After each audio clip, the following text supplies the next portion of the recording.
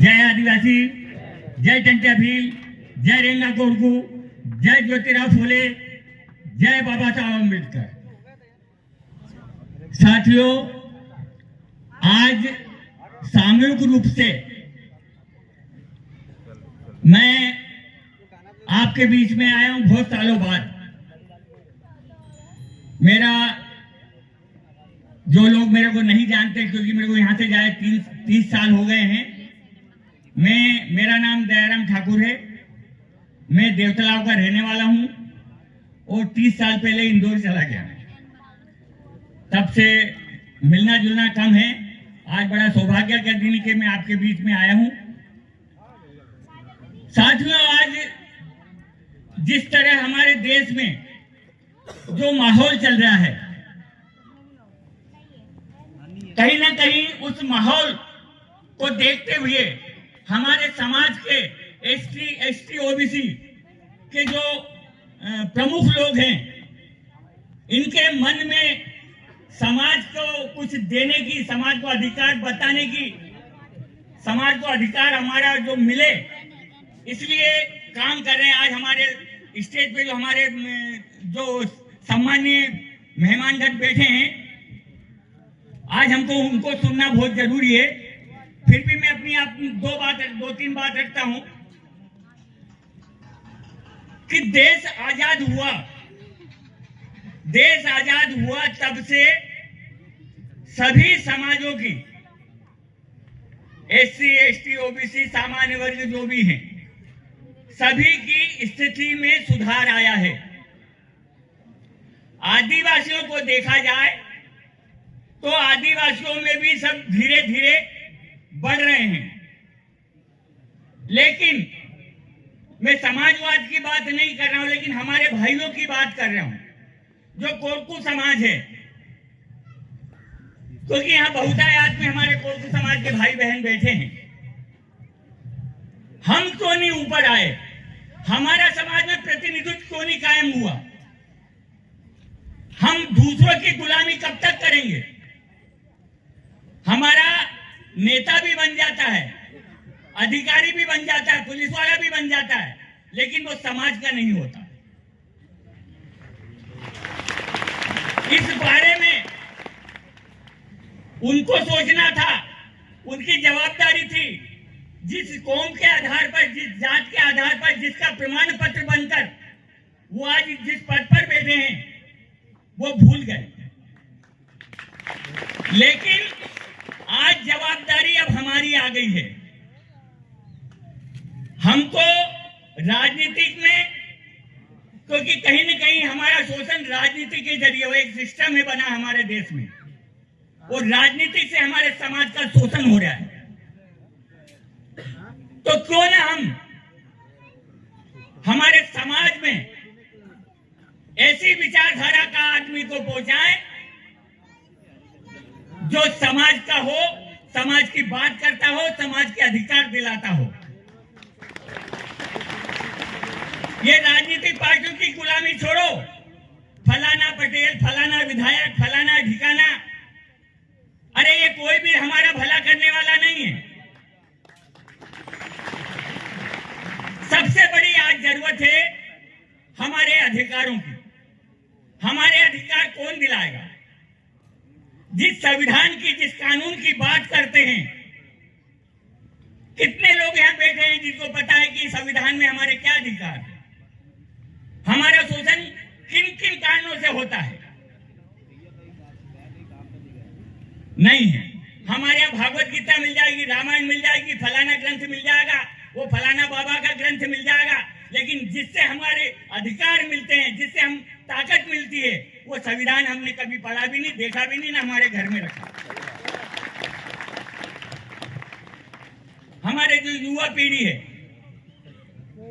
हम समाज में काम करते हैं, समाज में अधिकार की बात करते हैं।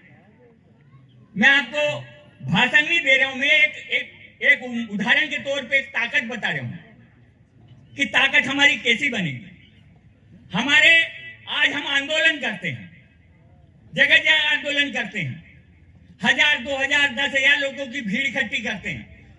कलेक्टर आता है और बोल देता ठीक है तुम्हारी बात पे विचार करेंगे, आश्वासन देता तुम्हारा काम हो जाएगा, करेंगे, लेकिन करता नहीं है। शाम को घर आ जाते हैं, फिर वही का वही माहौल बन जाता है। लेकिन आप लोगों में से 5 आदमी हमारे जो स्टेज पर बैठे हैं, इनके साथ 5 घंटे बैठ लेंगे तो कलेक्टर तुम्हारे पास आएगा, तुमसे पूछेगा तुम्हारी समस्या क्या है। तालियां बजाते रहिए, कलेक्टर होता कौन है? आपको अच्छी लग रही है, जोरदार तालियां बजाकर स्वागत करें बापू। कलेक्टर हमारा नौकर है, नौकर। इस बात को आपको ध्यान रखना है, ये कोई हमारा मालिक नहीं है।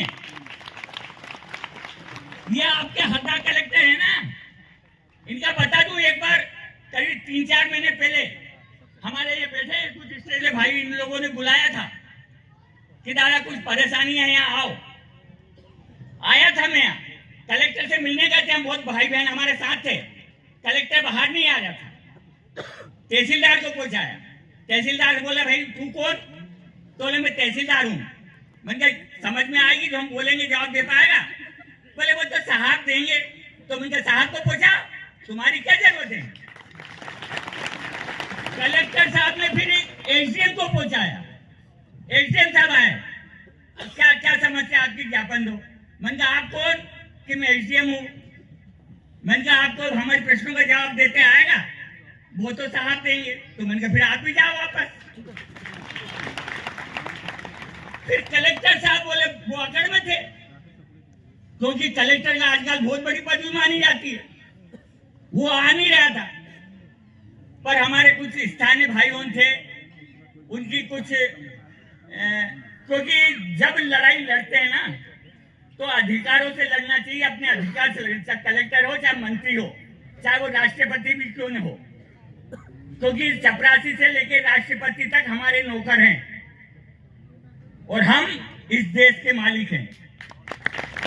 और ये मैं नहीं बोल रहा हूं, ये देश की सर्वोच्च अदालत सुप्रीम कोर्ट बोलती है, यहाँ का संविधान बोलता है। तो साथियों, फिर कलेक्टर से बात हुई, कलेक्टर ने बोला, कलेक्टर थोड़ा वो उनके दिखाई देते ना अपनी हैसियत, उन्होंने कहा आप कौन? जब मैं थोड़ा बात उनके, सर आप यहाँ बैठे हो और आपकी ड्यूटी है हमारे पास आना, हमारी समस्या सुनना, और आप यहाँ कुर्सी पे बैठे हो, हम यहाँ 1 घंटे से वहां बैठे हैं। जब मैं थोड़ा ताव में बात करा, बोले आप कौन? तो मैंने मेरा परिचय दिया। तो बोले मैं आपसे बात नहीं करना चाहता। मैंने क्यों नहीं करना चाहते? बोले मैं स्थानीय लोगों से बात करना चाहता। मैंने कहा स्थानीय लोग मेरे साथ आए, मेरे से बात करो। जब जाके वो सीधी बात करा। तो हमको हमारे अधिकार पता होना चाहिए। समय कम है, मेरा आपसे अनुरोध है कि जो चीज मैं बताना चाहता हूं वो समय के अभाव के नहीं बता पाऊंगा। तो मेरा आपसे निवेदन है कि हम इस एरिया में 50-50, 20-20, 50, 10, 15 लोग इकट्ठे हो जाएं और हमारे साथ 5 घंटे बैठें।